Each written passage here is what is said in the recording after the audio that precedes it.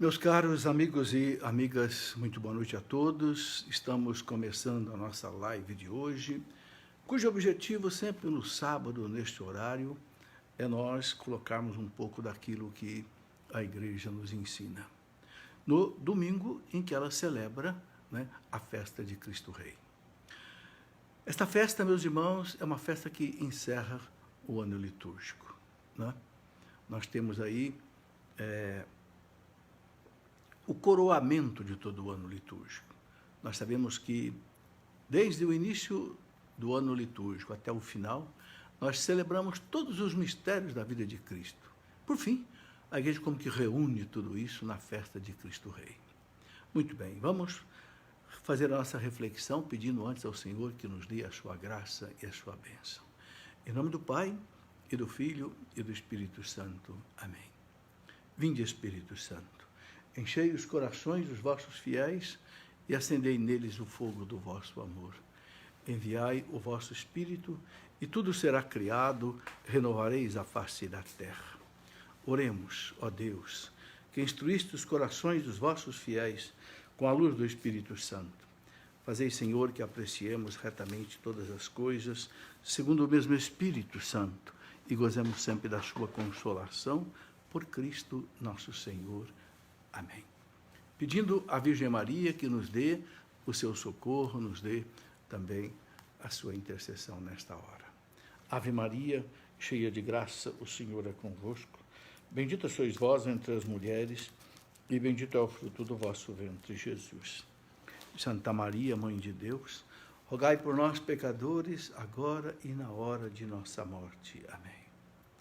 Ó Senhor Jesus, nos colocamos agora na Tua presença, na presença do Pai, na presença do Divino Espírito Santo, suplicando, Senhor, a vossa graça e a vossa bênção pela intercessão da Virgem Maria. Glória ao Pai, ao Filho e ao Espírito Santo, como era no princípio, agora e sempre. Amém. São José, rogai por nós. Em nome do Pai, e do Filho e do Espírito Santo. Amém. Muito bem, meus amigos, eu gostaria de agradecer aqui, em primeiro lugar, as pessoas que me mandaram mensagem, orações, por esta cirurgia que eu precisei fazer aqui no ombro esquerdo. Estava aqui com um problema aqui dos tendões, e o médico achou que era necessário fazer uma cirurgia, então já fiz essa cirurgia, tem 10 dias, graças a Deus estou bem. O médico me disse também que a cirurgia foi bastante bem, e a recuperação, portanto, deve ser rápida. Claro, vou ter que ficar aqui usando uma tipóia mais ou menos 2 meses, dependendo da rapidez da recuperação, mas tudo bem, graças a Deus. Louvado seja Deus, porque tudo correu bem. Queremos, então, hoje, meus irmãos, conversar sobre esta festa tão importante da igreja, essa solenidade, mais do que festa. A igreja, na liturgia, ela tem vários tipos de comemorações. A festa mais importante é chamada de solenidade. Então, a solenidade da Páscoa, a solenidade do Natal, a solenidade de Cristo Rei. Depois tem a chamada festa e depois as chamadas memórias. Bem, hoje é domingo, que já começa hoje a celebração litúrgica, é uma solenidade de Cristo Rei. Esta festa ela foi instituída pelo Papa Pio XI em 1925, numa época muito conturbada da igreja, sobretudo aqui no México e na Espanha. Porque no México e na Espanha, nesse período, 1925 até 1930, houve um governo comunista, socialista, hostil à igreja, que queria acabar com a igreja, tanto no México quanto na Espanha. Foi exatamente aí quando o Papa Pio XI instituiu essa festa de Cristo Rei. E nós conhecemos a história, por exemplo, dos cristeiros aqui no México. Eu até publiquei um livro de um padre espanhol, um padre mexicano, que escreveu com detalhes a Guerra dos Cristeiros. O nome dele é Henrique Mendoza Delgado, e que conta profundamente os horrores que aconteceram ali por parte daquele presidente chamado Plutarco Calles, inimigo visceral da igreja, que confiscou todos os bens da igreja, queria acabar com a igreja, matou muitos padres, bispos leigos, né? Foi uma coisa horrorosa. E a mesma coisa aconteceu na Espanha, né? Aí, veja, ainda no século XX, aqui no nosso tempo, houve uma reação tremenda.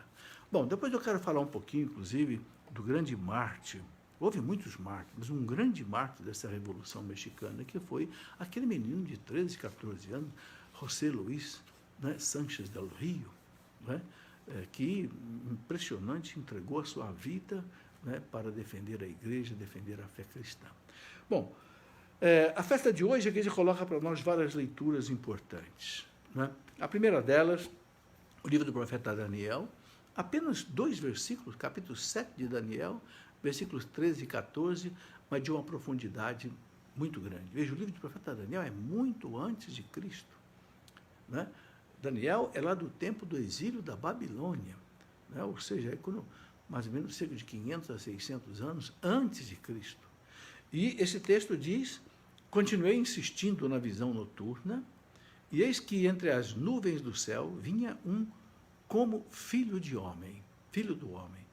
Aproximando-se do ancião de muitos dias, foi conduzido à sua presença. Foram-lhe dados poder, glória e realeza, e todos os povos, nações e línguas o serviam, né? Seu poder é um poder eterno, que não lhe será tirado, e seu reino, um reino que não se dissolverá, não terá fim. É muito clara esta leitura de Daniel. Veja, cerca de 600 anos antes de Cristo, Daniel já via, né, a visão do Filho do Homem. Filho do Homem porque era homem, mas também Deus. Ele vê com aquele esplendor, mas com a visão de um filho de homem, quer dizer, era também humano, né? E aproximando-se do ancião, o ancião aí é Deus Pai, né?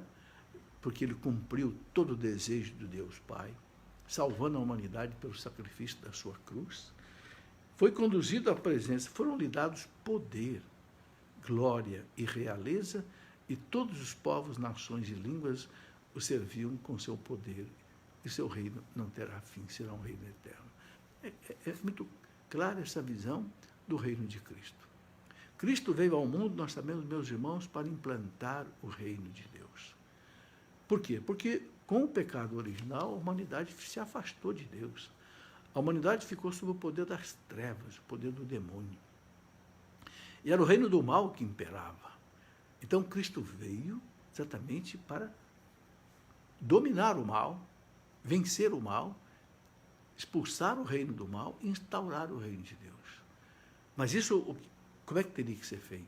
Isso teria que ser feito tirando o pecado da humanidade. Porque é o pecado da humanidade que dá direito ao demônio de ser príncipe desse mundo. Quem vive sob o pecado, vive sob o principado do mal. Então, Cristo veio para tirar o pecado do mundo. Essa é assim que ele conquistou a realeza para o povo de Deus, né? E João Batista, quando anuncia Jesus, ele que foi encarregado pelo Pai para ser o precursor do Filho, João Batista coloca com clareza, né? Eis o Cordeiro de Deus que tira o pecado do mundo. É assim que ele vai salvar o mundo. É assim que ele vai conquistar um reino para o seu Pai, né? Para que a humanidade esteja livre, então, de todo o mal. Bem, o Salmo 92, né, é muito bonito, ele diz: Deus é rei e se vestiu de majestade, né? Revestiu-se de poder e de esplendor. Rei é Deus. O rei se veste de majestade. Mas aqui, meus irmãos, nós temos que pensar uma coisa: esse nosso rei é um rei diferente. Ele só vai exercer o seu poder, a sua majestade, depois de ressuscitado. Depois de passar pela sua paixão, pela sua morte, pelo seu sofrimento. E o salmista diz: vós firmastes o universo inabalável. Vós firmastes vosso trono desde a origem. Desde sempre ao Senhor vós existis. Né? Verdadeiros são os vossos testemunhos. Refúgio a santidade em vossa casa pelos séculos dos séculos. Né? Ele tem o poder. O Evangelho de São João, no capítulo 1, diz que todas as coisas foram criadas pelo Verbo, e nada de tudo que existe foi criado sem ele. E a carta aos Hebreus, logo no primeiro capítulo, diz que ele é que mantém o universo com o poder da sua palavra. Veja, mantenha esse universo. Pense no cosmos. Pense na vida. A vida que tem os animais, a vida que tem os vegetais, a vida que temos nós, a vida também dos anjos, todas as criaturas, até os minerais.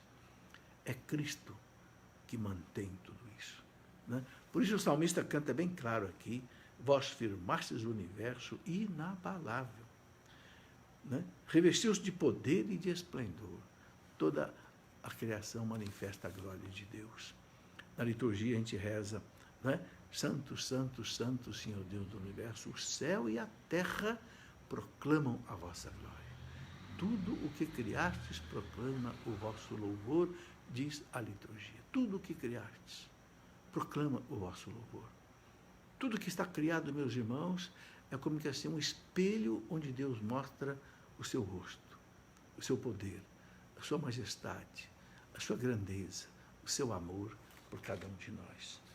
E depois temos o livro do Apocalipse, né, em que São João, no capítulo 1, versículo de 5 até 8 do Apocalipse, ele diz, a vós a graça e paz da parte de Jesus Cristo, a testemunha fiel, o primeiro a ressuscitar entre os mortos, porque ele, né, é pela ressurreição dele que nós todos vamos ressuscitar. Então ele diz, o primeiro, né, a ressuscitar dentre os mortos, o soberano dos reis da terra, o soberano de todos os reis da terra. Tem um filme bonito chamado Rei dos Reis, que fala da vida de Jesus. A Jesus que nos ama, que por seu sangue nos libertou dos nossos pecados. Olha aí, pelo seu sangue nos libertou dos nossos pecados. E que fez de nós um reino, sacerdotes para o seu Deus e Pai. Fez de nós sacerdotes para Deus, porque tirou de nós o nosso pecado, fez de cada um de nós seus irmãos, nos adotou, nos fez filhos de Deus através dele, porque ele nos adotou como filho. Amém. Olhai, ele vem com as nuvens e todos os olhos o verão. Aqui o Apocalipse está claro que o Cristo vai voltar. Vai voltar exatamente para julgar os vivos e os mortos, como está no credo, né? Também aqueles que o transpassaram, né? Ele vem com as nuvens e todos os olhos o verão. Todos os olhos o verão. Também aqueles que o transpassaram. Todas as tribos da terra baterão no peito por causa dele. Sim, eu sou o Alfa e o Ômega. Alfa é a primeira letra do alfabeto grego. O Ômega é a última letra do alfabeto grego. O Alfa e o Ômega, quer dizer, o começo e o fim de tudo, né? Diz o Senhor, aquele que é, aquele que era, aquele que vem, o Todo-Poderoso. Então mostra aí mais uma face de Cristo, bem clara. E depois o Evangelho, né, traz para nós, Evangelho de São João, capítulo 18, versículo 33 até 37, muito interessante, aquele diálogo de Pilatos com Jesus, né? Pilatos chamou Jesus e perguntou-lhe, tu és o rei dos judeus? Jesus respondeu, estás dizendo isso por ti mesmo, ou outros te disseram isto de mim? Pilatos falou, por acaso eu sou judeu? O teu povo e os sumos sacerdotes te entregaram a mim, que fizestes? Né?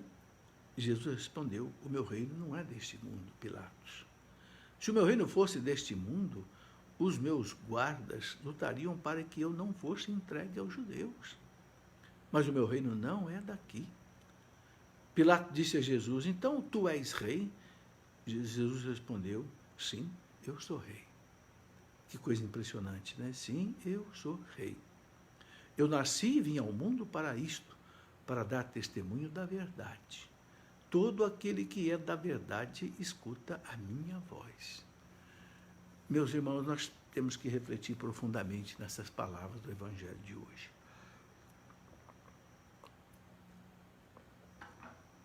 Pilatos ficou assim impressionado diante de Jesus, né? Pilatos queria libertar Jesus de qualquer jeito, mas nós sabemos que aquela multidão, né, conduzida, manuseada pelos sacerdotes, doutores da lei, que eram inimigos de Cristo e queriam matá-lo, Aquela multidão não deixou Pilatos libertar Jesus. Mas Pilatos sentiu no coração. É impressionante que São João diz que até a esposa de Pilatos falou para ele, olha, cuidado com esse homem. Eu sonhei a noite inteira com ele. Sabe, Deus deu mais uma chance para Pilatos libertar Jesus. Até a esposa foi uma intermediária de Deus para que Pilatos libertasse Jesus. Mas não teve jeito, né? Ele passou pela cruz, pela morte, pelo sangue, e Deus soube usar tudo isso, que não foi imposto por Deus. Não, foi um ato livre das pessoas. Ninguém impôs que Judas traísse Jesus, ninguém impôs que Pilatos, né, condenasse Jesus, entregasse à morte.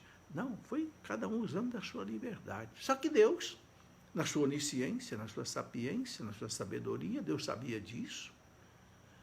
Então Deus usou isso para transformar a morte de Cristo na redenção da humanidade. Deus sabe, meus irmãos, transformar o mal em bem. O mal pequeno ele transforma num bem pequeno. Um mal enorme ele transforma num bem enorme. Não houve mal maior na história da humanidade do que a morte injusta, sangrenta, dolorosa de Cristo. Houve? Claro que não. Um Deus pregado na cruz. É um mal infinito. Desse mal infinito, Deus tirou um bem infinito, que é a salvação de toda a humanidade. O pagamento diante do Pai, da justiça divina, dos nossos pecados, das nossas culpas. Por isso que hoje nós podemos confessar com o sacerdote. Por isso que Jesus, no primeiro dia da ressurreição, no domingo da ressurreição, a primeira coisa que Jesus fez depois que ele ressuscitou, eu não sei se você já notou isso, está lá no Evangelho de São João, capítulo 20, versículo 22, seguinte. Jesus institui o sacramento da confissão. Aquela primeira aparição onde nem Tomé estava. Ele disse para os apóstolos, recebei o Espírito Santo, soprou sobre eles. Por quê? Porque é no poder do Espírito Santo que os sacramentos são ministrados. Então ele fez ali como que um Pentecostes adiantado, soprou sobre eles, né? E disse, recebei o Espírito Santo. A quem vocês perdoarem os pecados estarão perdoados. A quem vocês não perdoarem os pecados não serão perdoados. Né? Então ele coloca aí o perdão à disposição da humanidade, mas por quê? Não foi gratuito. Essa misericórdia não foi gratuita. Essa justificação nossa não é gratuita, custou o sangue de Cristo. Meus irmãos, a misericórdia nunca está separada da justiça. Deus é misericordioso, mas Deus é justo. O homem pecou. O homem ofendeu a majestade infinita de Deus, então o homem tinha que pagar um preço infinito. Como nenhum homem podia pagar isto, o catecismo da igreja diz que ainda que o homem mais santo morresse na cruz não adiantava nada, era insuficiente, porque para reparar a ofensa infinita praticada contra a majestade infinita de Deus, tinha que ser um sacrifício de valor infinito. Então só Deus podia oferecer um sacrifício desse. Mas, ao mesmo tempo, tinha que ser o homem oferecer o sacrifício, porque o pecado foi do homem. Aí é justiça. Então, Deus se faz homem no Cristo e paga. É a justiça. Nós não podíamos pagar, então entrou a misericórdia de Deus para cumprir a justiça. Sabe? Aí você entende o que é a justiça e o que é a misericórdia no plano de Deus. Muito bem. Então, aqui, Jesus, né, diante de Pilatos, né, você é rei? Rei dos judeus, os seus, né, sacerdotes se entregaram a mim, que história é essa? Se você é rei, ninguém te reconhece como rei? Eu sou rei, tu o disseste. Aliás, meus irmãos, é interessante a gente pensar nisso, né? Jesus nunca foi reconhecido como rei, principalmente pelos sacerdotes, escribas do povo judeu. Quando ele nasceu em Belém, é interessante a gente lembrar isso, os magos foram a Jerusalém e ninguém sabia de nada. Os magos chegaram dizendo, olha, nós vimos a estrela, nasceu o rei dos judeus, onde é que ele está? Nós viemos para adorá-lo. E ninguém sabia de nada. Herodes ficou apavorado, o quê? Nasceu um rei? Então vocês vão lá, né? E depois vocês vêm contar para mim onde é que ele está, porque eu também quero ir adorá-lo. Fingido, hipócrita, queria matar Jesus. Né? E os sábios, avisados por Deus, não voltaram a Herodes, foram embora por outro caminho. Nunca Jesus foi reconhecido como um rei. Né? E ele nunca quis ser reconhecido como um rei. Quando ele fazia, repare, quando ele fazia aqueles milagres todos, né? O povo queria, né, fazer o rei. Depois que ele fez a multiplicação dos pães, não, ele vai e sobe a montanha, se separa do povo. Quando ele curava as pessoas, ele dizia, não espalha para ninguém. Porque ele não queria ser confundido com um rei social, um rei político, um rei econômico, um rei, né, desse mundo. Por isso ele fala para Pilatos, Pilatos, meu reino não é desse mundo. Fica tranquilo, Pilatos. Eu acho que é por isso que Pilatos queria soltá-lo. Porque Pilatos percebeu que ele não era um revolucionário. Pilatos percebeu que ele não estava fazendo um motim contra o Império Romano, como muitas vezes houve ali por parte, né, dos judeus. Por exemplo, no ano 70 depois de Cristo, o Império Romano chegou na Palestina e arrasou tudo, destruiu o templo. Por quê? Porque houve um motim contra o Império Romano. Cristo não. Pilatos, fica tranquilo, Pilatos. Se o meu reino fosse desse mundo, Pilatos, se eu quisesse a tua coroa, os meus súditos, os meus guardas pegariam em armas para me defender, e você não está vendo ninguém aí pegar em armas. Ninguém, Pilatos. Nem um advogado eu tenho aqui para me defender diante de você. Você está vendo aí todo mundo gritando, crucifica-o, crucifica-o, crucifica-o. Meu reino não é desse mundo. Eu não vim, Pilatos. Eu não vim tirar a realeza de vocês, de Herodes, de Pilatos, não sei, de César. Não. Eu vim arrancar o pecado do mundo, Pilatos. É assim que eu vou ser rei. É assim que eu vou reinar sobre as pessoas. Né? Pilatos ficou desconcertado. Né? Desconcertado. A gente percebe isso. Né? E ele fala para Pilatos mais uma coisa que deixa Pilatos assim ainda mais confuso ainda. Eu sou rei. Eu vim a esse mundo para dar testemunho da verdade, Pilatos. A verdade que salva. A verdade de Deus. Os ensinamentos que eu vim pregar para o povo. Né? E para nós hoje. Eu vim para dar testemunho da verdade. Eu vim para dizer que a verdade existe. Eu sou a verdade. Quando Pilatos perguntou para ele, o que é a verdade? Ele não respondeu nada. Porque Pilatos estava vendo a verdade. A verdade era ele mesmo. Porque ele já tinha dito para os apóstolos, eu sou o caminho. Eu sou a verdade. Eu sou a vida. Né? E Pilatos queria soltá-lo. Mas, claro, por causa daquela confusão toda, aquelas ameaças todas, Pilatos covardemente o entregou à morte. Sabe, meus irmãos, tudo isso é muito bonito da gente refletir.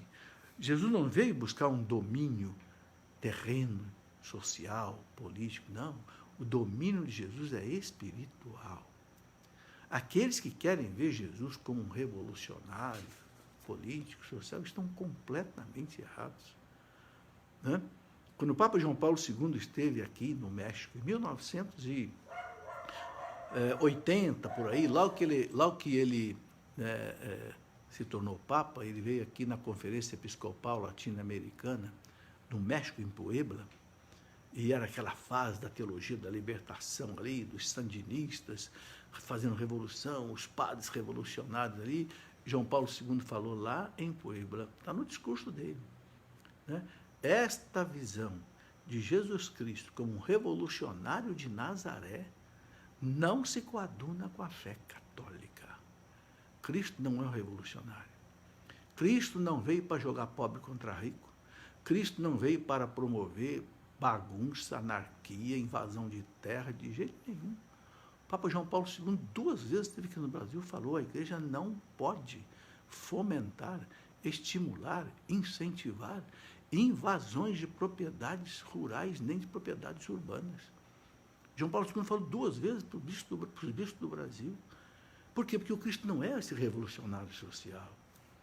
Cristo, sim, ele veio trazer o reino de Deus na terra. Esse reino que é um reino de verdade, de justiça, de amor, de paz, sim, de fraternidade, sim. mas nunca pela violência. Nunca, porque você não tira o pecado pela violência. E o pecado é que é a causa de todos os males. É isso que nós temos que entender. São Paulo diz na carta aos Romanos, Romanos 6:23, né? O salário do pecado é a morte. O salário do pecado é a morte. O salário do pecado é a lágrima, é a dor, é o sofrimento, é a desgraça. Então, Cristo não veio tirar a dor, a fome, a morte. Cristo não veio tirar, ele veio tirar a causa de tudo isso, que é o pecado. Infelizmente, se enganam profundamente aqueles que querem que no mundo haja paz, haja justiça, verdade, amor, simplesmente atuando no campo social, político e econômico. É claro que é importante atuar em tudo isso, mas, em primeiro lugar, atuando para tirar o pecado do mundo. Porque o meu reino não é deste mundo. Não adianta. Né? Os papas sempre disseram, o reino de Deus não se confunde com o reino dos homens. O reino dos homens é um reino glorioso, um reino de riqueza, um reino de poder, um reino de estabilidade para todo mundo. Né? O Império Romano chegou a estabelecer aquilo que ficou sendo chamado de Pax Romana. Não havia mais guerra em toda a volta do mar Mediterrâneo, porque o Império Romano colocou uma centúria, né, 100 soldados em cada ponto na volta do mar Mediterrâneo, então chamavam de a Pax Romana. Mas o que deu tudo isso? Deu tudo isso que esse império apodreceu e caiu na mão dos bárbaros depois, né, se dissolveu completamente. O reino de Deus não é o reino dos homens, ok? É o reino de verdade. A verdade que está no Evangelho, a verdade que está no catecismo da igreja, a verdade que está no coração da igreja. O reino de Deus é o reino da verdade. É o reino da justiça. Né? Justiça é exatamente isso, a santidade, a honradez, o caráter, né? A dignidade. Né? Nada de corrupção, nada de imoralidade, nada de fraudes, dolos, mentiras. Não. É o reino da verdade, da justiça. Né? É o reino da santidade, é o reino da paz. Cristo é o príncipe da paz. Né? Quando ele nasceu, os anjos cantavam glória a Deus nas alturas e paz na terra, os homens por ele amados. Ele é o príncipe da paz, porque arrancando o pecado, meu irmão, você arranca a paz. Aonde que existe guerra? Aonde que existe conflito nas famílias? Onde existe o pecado. Pode ter certeza. Se você arranca o pecado da sua casa vive em paz. Se você arranca o pecado da sua empresa tem paz. Se você arranca o pecado do mundo, o mundo tem paz. E quem tira o pecado é o Cristo. Por isso, o Cristo é o príncipe da paz. Então, o seu reino é o reino da paz. O reino da liberdade. Onde Deus não impõe nada. Deus não tira a liberdade de ninguém. Não. De jeito nenhum. Né? A gente vê isso, por exemplo, com a própria figura de Judas, né? Que viveu 3 anos com Jesus, vendo todas as maravilhas que Jesus fazia, no entanto, ele entrega Jesus traiçoeiramente à morte. A graça que Judas recebeu não tirou a liberdade de Judas e não tira também a nossa liberdade. Por isso que você, de vez em quando, pessoas aparentemente vivendo para Deus, de repente traem Deus, porque Deus não tira a nossa liberdade. O reino de Deus é um reino de liberdade, é um reino de amor. Sim, a máxima do Cristo é o amor. Amai-vos uns aos outros. Na Santa Ceia, ele diz para os apóstolos, eu vos dou um novo mandamento. Amai-vos uns aos outros, como eu vos amei. Isso é que é bonito.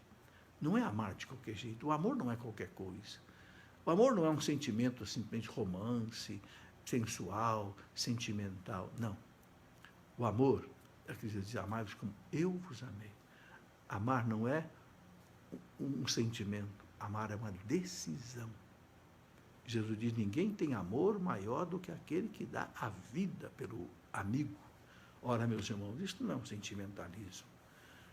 Isso não é um romance. Isso é uma decisão. Porque eu amo o meu amigo, o meu irmão, o meu pai, a minha mãe, o meu filho. Né? Então, estou disposto a dar a vida por ele. É como uma mãe que você vê, né, que está disposta a dar a vida pelo filho. Está disposta. Conheço uma história de uma mãe que viu o filho sendo afogado, não sabia nadar, ela se atirou, salvou o filho e morreu afogada no lugar do filho. É o amor de mãe. Né? Quem tem a disposição de colocar filhos no mundo, tem que ter a disposição também de morrer por eles, se for preciso. É o amor. Deus é amor. Né?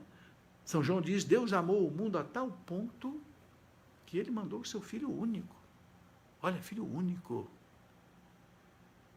Para que morresse por nós, para que ninguém, né, perdesse a vida eterna. É o amor de Deus. Eu fico impressionado com aquela palavra do profeta Isaías, né? Se o teu pai e a tua mãe te abandonar, eu não te abandonarei. Ainda que a mulher possa abandonar o teu filho, eu não te abandonarei. É o amor de Deus. Né? Por isso, meus irmãos, que Jesus vai cobrar na sua volta. Né? Ele vai assumir o seu reinado plenamente na sua volta. Lá está no Evangelho de São Mateus, capítulo 25, ele virá com todos os seus anjos para julgar os vivos e os mortos, nós dizemos no credo, e vai separar os cabritos, né, das ovelhas. As ovelhas é aquele animalzinho manso, suave, né, doce, dócil. Jesus coloca aí como aqueles que fizeram a sua vontade, vão ficar à sua direita. E vai separar os cabritos do lado esquerdo. Os cabritos são aqueles que não quiseram saber do amor de Deus, não tiveram compaixão com ninguém, viu uma pessoa passando fome, passando necessidade, e não deu nem bola, passou e foi embora, como aqueles que viram aquele judeu caído lá na beirada da estrada, somente o samaritano, que era inimigo dele, foi socorrer. Né? Então, o julgamento da história, meus irmãos, o julgamento nosso, nós não podemos esquecer disso. Vai passar pelo amor, pela caridade. Por quê? Porque Deus é amor. E Deus tem tanto amor por nós, que São João da Cruz diz assim, só tem um jeito de pagar o amor de Deus, com amor. Amor só se paga com amor, não tem outra moeda para você pagar amor. Por isso que é muito importante a gente meditar no amor de Deus. No amor de Deus que criou esse mundo para nós. O amor de Deus que nos dá a vida, nos dá a respiração, nos dá o alimento a toda hora, nos dá tudo que nós somos e temos e fazemos, né? E agradecer, e retribuir isso. Como? Com um amor profundo a Deus. Primeiro, não ofendendo a Deus, fazendo a vontade de Deus. E segundo, amando as pessoas. Amando aquelas pessoas que precisam do nosso amor. Tanto a caridade, a misericórdia espiritual, quanto a misericórdia material. Né? Porque Jesus se identifica com o sofredor. Tudo o que você fez ao menor dos meus pequeninos, é a mim que você fez. Gente, que coisa profunda isso. A esmola que você dá para um pobre que precisa, não é só o pobre que recebe, é o Cristo que recebe. Um remédio, um pão, uma roupa, uma casa, não é só o pobre que recebe, é o Cristo que recebe. Não é? Que coisa bonita. Esse é o reino de Deus. Né? É o reino onde a vontade de Deus é feita. Né? Cristo veio trazer aqui a nós o seu reino. Né? E nesse seu reino, ele conta tantas parábolas para explicar esse reino. Né? Se eu fosse ficar aqui desdobrando todas essas parábolas que Jesus coloca sobre o reino dele, eu tinha que ficar aqui a noite inteira. Porque um dia eu pesquisei no Evangelho quantas parábolas Jesus fala do reino de Deus. Sabe quantas parábolas eu encontrei? Em que Jesus diz assim, porque o reino de Deus é semelhante a tal coisa. Encontrei cerca de 30 parábolas. 30 parábolas. Aí você vê que a preocupação de Jesus era realmente trazer a nós o reino de seu Pai. Por isso que ele coloca no Pai Nosso, venha a nós o vosso reino. Seja feita a vossa vontade, assim na terra como no céu. Quando o reino de Deus se implantar aqui na terra, meus irmãos, é porque a vontade do Pai será feita perfeitamente aqui na terra como no céu. E qual é essa vontade do Pai? Essa vontade do Pai é que a gente viva aquilo que a igreja nos ensina, especialmente os 10 mandamentos, buscando as virtudes. Né? Uma coisa que eu acho muito interessante, muito importante, é que Cristo veio trazer o reino ao mundo e a quem ele entrega esse reino? Ele entrega esse reino na mão da igreja. É a igreja que ele incumbiu de levar o seu reino, ele que é o rei, né, desse reino. É a igreja que ele incumbiu de levar esse reino a todos os homens. Quer ver a prova? Vou colocar 3 versículos que mostram isso. Primeiro, lá em Lucas 10:16, ele fala para os apóstolos, o seu pequeno rebanho, né? Ele fala: quem vos ouve, a mim ouve. Quem vos rejeita, me rejeita. Quem me rejeita, rejeita aquele que me enviou. São eles, os apóstolos, a igreja, que tem um mandato de implantar o reino. Lá em Lucas 12:32, a gente encontra outra passagem onde ele diz: não temas, pequeno rebanho, falando para os apóstolos, né? Não temas, pequeno rebanho, porque foi do agrado do Pai dar-vos o reino. Foi do agrado do Pai dar-vos o reino. E depois a gente encontra mais lá para frente, Lucas 22:29, outra passagem que ele entrega o reino de Deus na mão dos apóstolos, na mão da igreja. Então, meus irmãos, não existe reino de Deus sem a igreja. Jesus não vai reinar sem a igreja, porque a igreja é sua esposa. O Apocalipse termina como? O Apocalipse, no último versículo, diz: o Espírito Santo e a esposa, que a igreja, dizem: vem, Senhor Jesus. Para quê? Para celebrar as bodas eternas do rei com a sua esposa. Não é? Então, essas parábolas do Evangelho mostram tantas coisas aí. Nós podíamos pensar em algumas delas. Jesus compara o reino de Deus, por exemplo, com aquela pedra preciosa, que o negociante de pérola vende tudo para comprar esta pérola. Esta é de maior valor. Né? Quer dizer, para nós, o mais importante de tudo é o reino de Deus. Tudo é importante, minha profissão é importante, meu trabalho é importante, minha família é importante, mas tudo que eu faço aí na família, no trabalho, né, é para o reino de Deus. Tem que ser de acordo com o reino de Deus. Jesus, o reino de Deus está dentro de vós. Quando os fariseus perguntaram a Jesus: onde é que está o reino de Deus? Quando é que vai acontecer tudo isso? Ele falou: o reino de Deus não vem ostensivamente. O reino de Deus não vem assim, como um rei que chega, né, dá um golpe de Estado. Não. O reino de Deus está dentro de vós. Aí uma coisa importante, meus irmãos: quando é que o reino do Cristo vai se instaurar no mundo? Quando o pecado for arrancado de cada coração. Quando o pecado for arrancado de cada coração. Quando cada coração viver segundo a vontade de Deus. Então, Cristo vai reinar nesse coração. Cristo vai ser o Senhor dessa pessoa. Né? Por isso que nossos irmãos protestantes falam tanto: recebeu Jesus como o Senhor da sua vida. Tá bom? É isso mesmo. Temos que receber Jesus como o Senhor da nossa vida.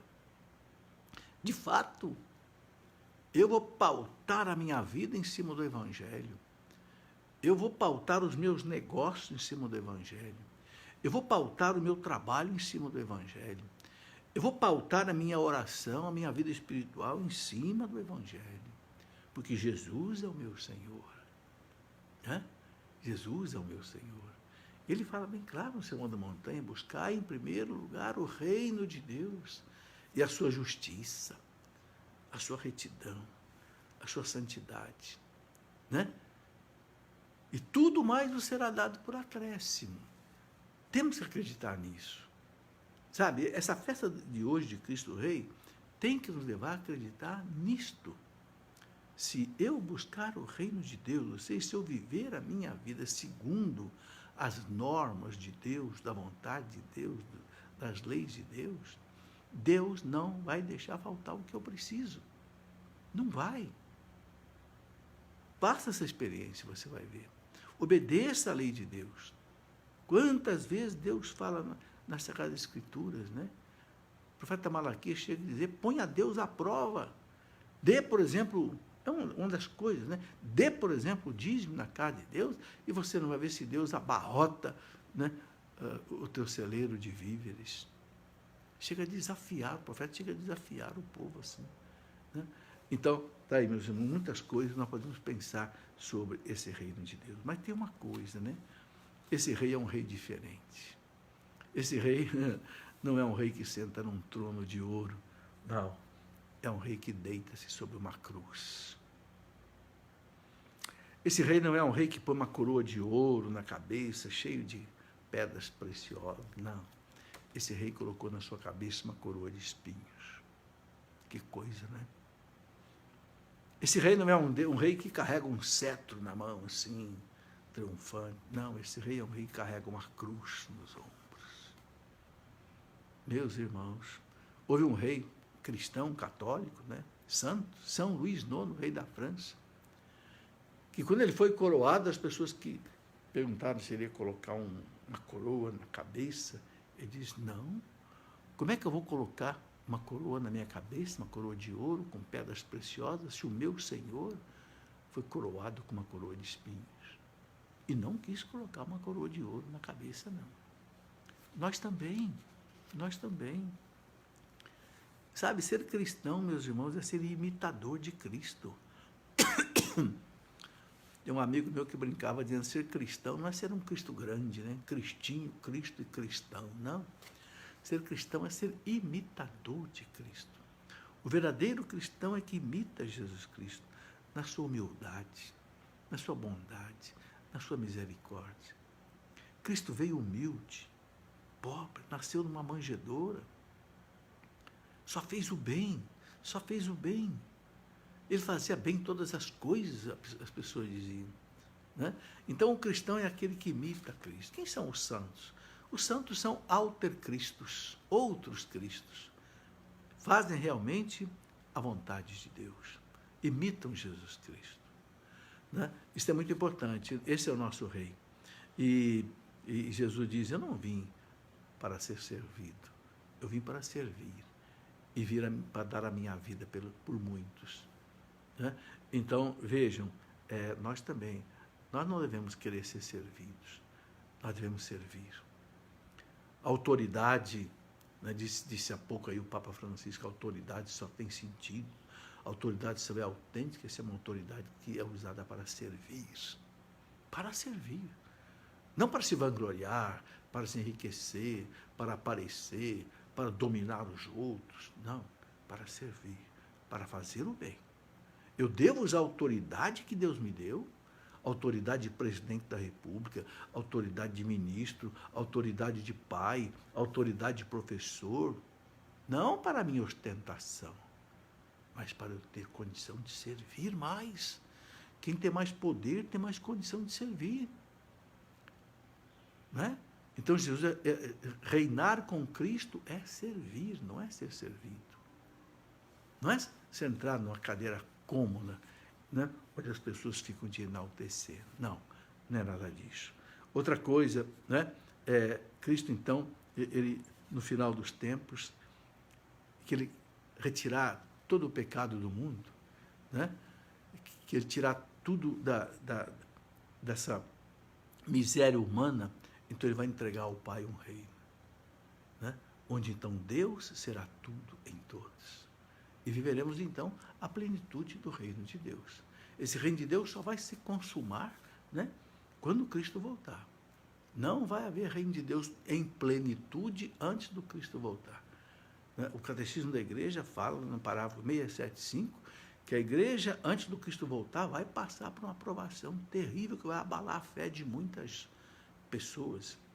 E o mesmo Cristo disse no Evangelho que se não fosse aliviada esta provação, até os eleitos poderiam se perder. Que provação será esta, né? Temos que ficar ali colados em Deus, colados na igreja, colados na doutrina da igreja, para que então, quando Cristo voltar, nós estejamos também preparados.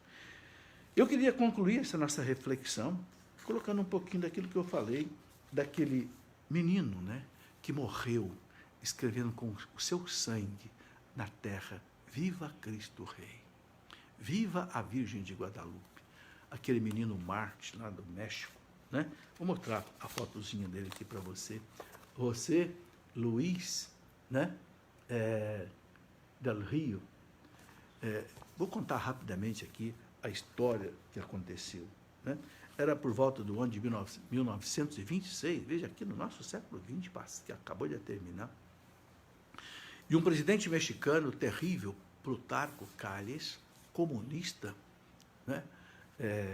Socialista, odiava a igreja, queria acabar com a igreja, confiscou todos os bens da igreja, e qualquer pessoa que manifestasse a fé cristã era morta, padres, bispos, leigos. Então surgiu, por legítima defesa, né, uma reação que ficou chamada de a cristiada, ou os cristeiros. Né? Já mostrei aqui esse livro, né, acabou virando uma guerra, a guerra dos cristeiros.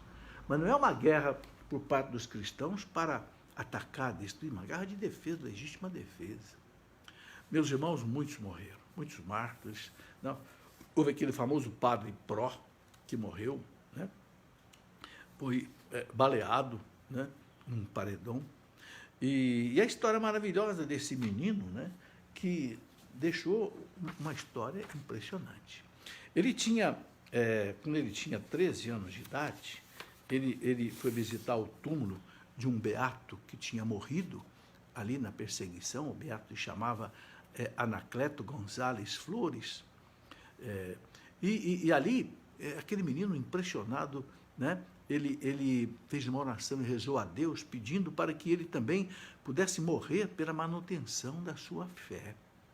Então, aos 13 anos de idade, veja que coisa impressionante, ele foi procurar o general Prudêncio Mendoza, que era o general que chefiava essa resistência dos cristeiros, né?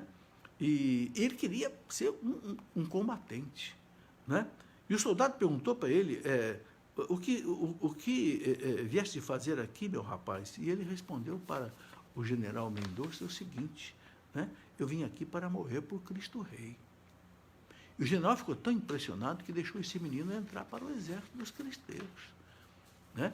E ele batalhou várias vezes, né? E numa das batalhas, né, houve uma emboscada contra os cristeiros e o general Mendoza perdeu o cavalo dele naquela emboscada. O que o menino fez? O menino desceu do cavalo dele, entregou o cavalo dele para o general, disse, o senhor não pode morrer, eu posso. E aí ele foi preso. Meus irmãos, o que fizeram com esse menino? Foi uma coisa terrível. Eu quero ler aqui algumas coisas que estão aí no livro, né? Em fevereiro de 1928, cerca de um ano após o seu regresso no exército cristeiro, o menino foram surpreendidos por essa emboscada que eu já falei, né?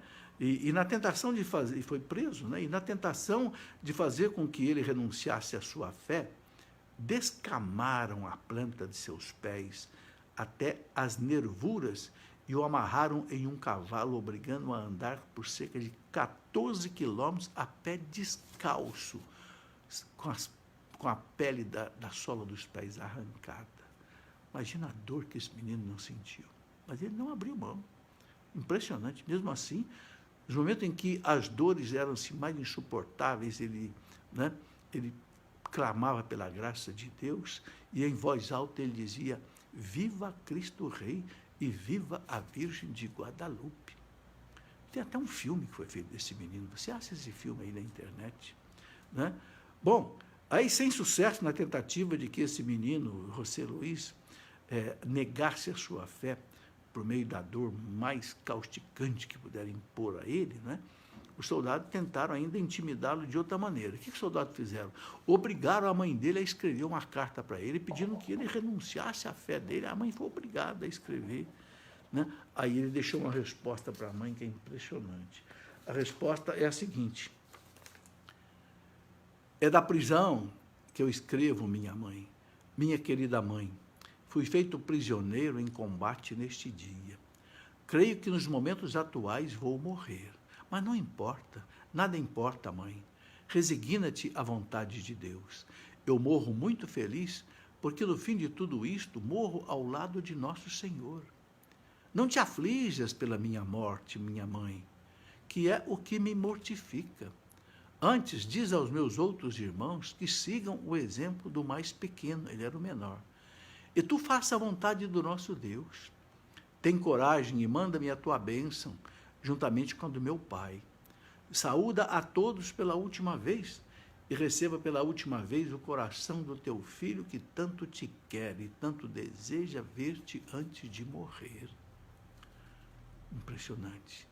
a tirania do presidente, né, Calles, não foi capaz de vencer o profundo e testemunho amor do José Luiz, né? E aí então esse menino foi baleado. Mas quando ele foi baleado, ainda pouquinho antes de morrer, ele com o dedinho molhou o dedo no sangue dele mesmo, escreveu na terra: Viva Cristo Rei, viva Nossa Senhora de Guadalupe, e morreu. Meus irmãos, que mártir impressionante que o Papa Francisco canonizou, canonizado pelo Papa Francisco. Realmente serve para nós, né, de grande exemplo. Bem, meus irmãos, para nenhum de nós é fácil nós entrarmos nesse reino de Deus, né? Não é fácil. Jesus disse que muitos vão lutar para tentar entrar no reino de Deus, não vão conseguir, porque o reino de Deus é uma porta estreita, é um caminho apertado, né?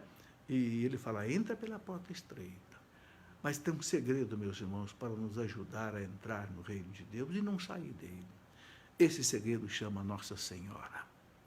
Jesus nos deu Nossa Senhora aos pés da cruz para ser a nossa mãe, mãe espiritual. Né? São Bernardo dizia: nenhum daqueles que é devoto da Virgem Maria se perde. Não se perde. Então, o que eu quero fazer agora, terminando essa reflexão com você, é pedir à Virgem Maria que tenha compaixão de mim e de você.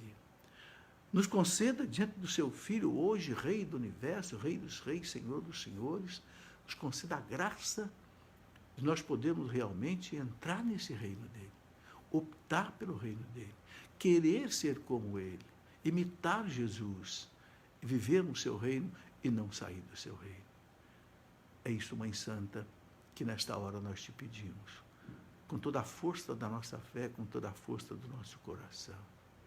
Ave Maria, cheia de graça, o Senhor é convosco. Bendita sois vós entre as mulheres, e bendito é o fruto do vosso ventre, Jesus. Santa Maria, Mãe de Deus, rogai por nós, pecadores, agora e na hora de nossa morte. Amém. Glória ao Pai, ao Filho e ao Espírito Santo, como era no princípio, agora e sempre. Amém.